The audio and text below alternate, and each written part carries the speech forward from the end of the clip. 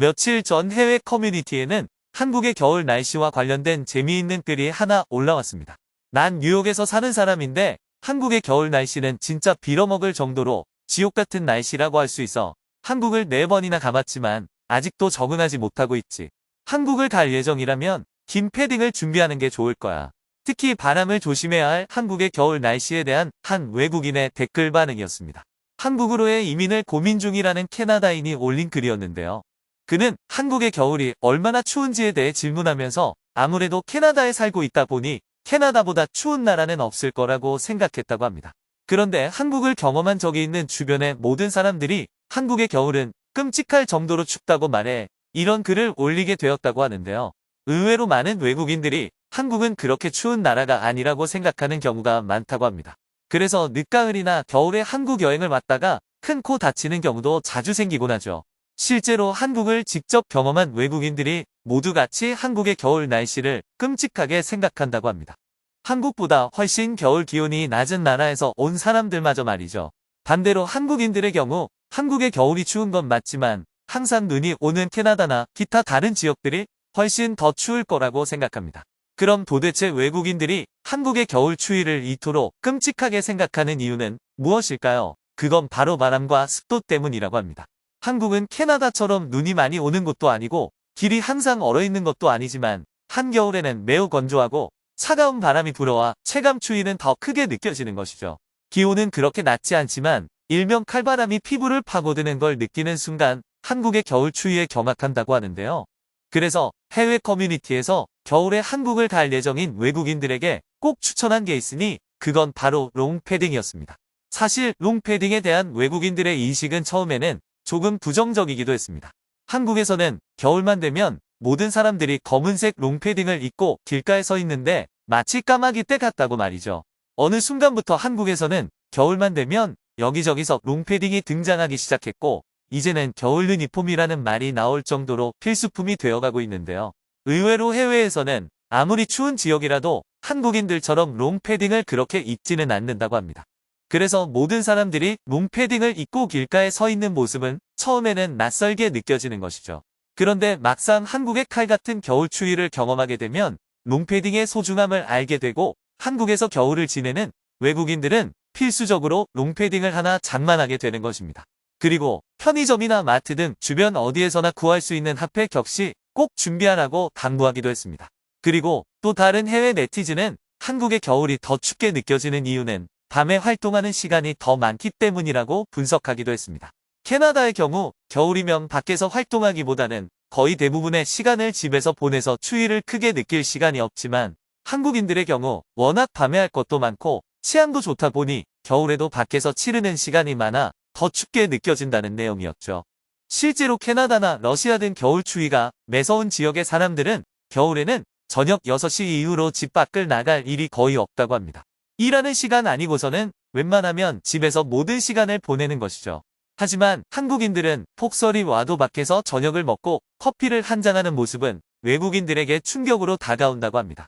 이와 관련해 원어민 강사로 한국에서 5년째 지내고 있다는 미국 여성은 한국의 겨울을 두고 이렇게 말하기도 했습니다. 한국의 겨울은 기온이 중요하지 않다. 반도국가라서 그런지 차가운 바람이 한번 불기 시작하면 뼛속까지 시리다는 게 어떤 기분인지 알게 만들어주지. 하지만 그런 추위 속에서도 한국인들은 절대 집에만 있지 않나. 많은 나라를 다녀본 건 아니지만 아마 한국인들처럼 겨울 활동량이 많은 사람들은 절대 없다고 확신할 수 있어. 그들은 날이 추우면 따뜻한 음식이 먹고 싶다며 밖으로 나가고 폭설이 내리면 분위기 좋은 카페에 가고 싶다고 주말에도 집 밖을 나가고 처음에는 도저히 이해할 수 없었지만 지금은 나도 그렇게 살고 있지. 사실 겨울철 인구 활동량에는 통계는 있지도 않고 측정하기도 불가능하지만 수많은 외국인들은 이처럼 한국인들의 겨울 활동량이 제일 많을 것이라 생각한다고 합니다. 물론 한국인들도 추운 겨울에는 집 밖으로 나가는 활동이 많이 줄어들긴 하지만 생각해보면 겨울이라고 해서 캐나다인들처럼 몇 달 내내 집에만 있는 경우는 거의 찾아볼 수 없죠. 그래서 오히려 한국의 겨울이 그렇게 춥지 않다고 생각하고 오는 외국인 여행객들도 많다고 합니다. 드라마나 유튜브 등에서 한국인들의 겨울 모습을 보고 있으면 정말 활기차기 때문이죠. 그리고 일부 외국인들은 한국의 온도를 체험하고 싶어 일부러 겨울에 한국 여행을 오는 경우도 있다고 합니다.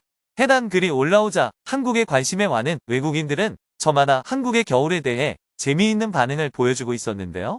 그럼 지금부터 캐나다인이 올린 한국 겨울 날씨 질문에 대해 해외 네티즌들은 어떤 반응을 보여주고 있는지 자세히 소개해 드리도록 하겠습니다.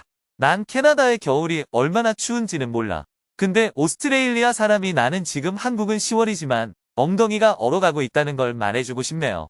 그래도 한국의 겨울이 캐나다 대초원의 겨울보단 더 습하다고 생각합니다. 대신 한국의 건물은 단열성이 좋지 않고 로비 난방이 부족해 더 춥게 느껴지죠. 캐나다는 내부에 있으면 무조건 따뜻하고 한국과는 달리 내부와 외부 단열이 확실하기 때문입니다. 이건 내 말이 맞는 것 같아 대촌을 잊고 있었어. 난 헬리팩스 같은 건 생각했지. 한국의 실내, 난방이 부분적으로 이루어진다는 것도 동의해.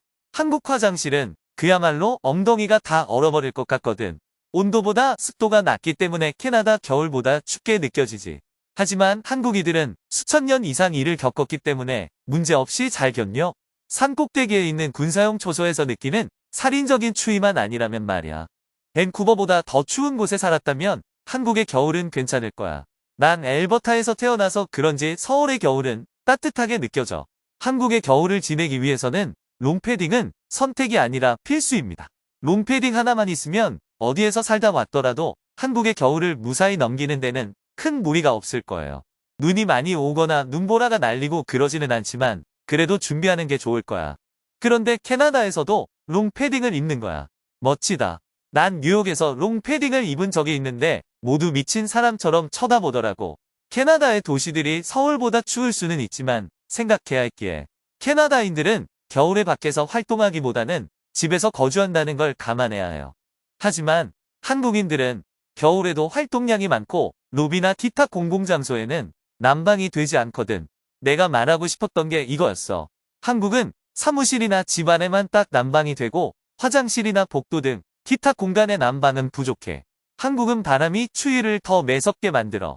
한국에서 칼바람을 경험했다면 바람이 추위를 얼마나 더 증폭시킬 수 있는지 깨닫게 되지. 근데 한국에 조금만 살다 보면 한겨울에도 집에만 있는 건 어리석은 짓이라는 걸 바로 깨달을 수 있어. 비가 오나 눈이 오나 할 수 있는 게 넘쳐나거든. 게다가 대중교통도 완벽해서 그렇게 춥지도 않아. 한국의 지하철을 정말 지하로만 다니면서 환승이 가능하다며 그런 날씨는 크게 상관없지. 추위와는 별개로 눈 오는 날 설악산이나 지리산 등반을 해보시는 걸 꼭 추천드립니다. 지구온난화로 많이 바뀌고는 있지만 한국은 아직 사계절이 있는 나라이기에 겨울에도 여행을 해보면 또 다른 한국을 느낄 수 있을 거예요. 이상으로 한국의 겨울 날씨에 대한 해외 반응을 살펴보았습니다. 오늘도 끝까지 영상 시청해 주셔서 감사드리며 여러분들의 구독과 좋아요는 영상 제작에 큰 힘이 됩니다.